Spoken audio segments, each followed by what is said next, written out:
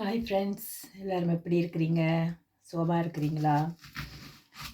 இன்றைக்கி சீமாட்டி இல்லை. சீமாட்டின்னா என் மகளை தான் சொல்கிறேன், ஒன்றுமே செய்ய மாட்டா.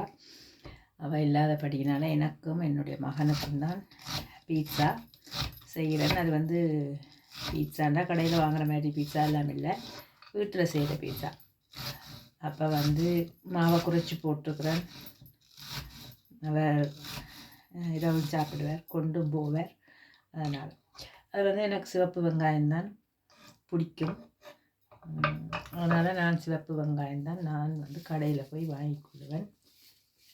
எனக்கு இந்த வெள்ளை வெங்காயம் அது முதல்ல வாதம்னு சொல்லுவேன். நான் வெள்ளை வெங்காயம்ன்றது இந்த சாம்பார் வெங்காயம் இருக்குது தானே, அது வாதத்தை கொண்டு வரணும்னு சொல்லுவாங்க, கூட்டுமன்னு சொல்லுவாங்க. ஆனால் எனக்கு சிவப்பு வெங்காயம் தான் பிடிக்கும். ஆனால் எங்கள் வீட்டுக்காரர் சிவப்பு வெங்காயத்தை வாங்க மாட்டேன். கொஞ்சம் தான் விலை கூட, ஆனால் நல்ல வாசமாக டேஸ்ட்டாக இருக்கும். ஆனால் அவர் வாங்க மாட்டார்.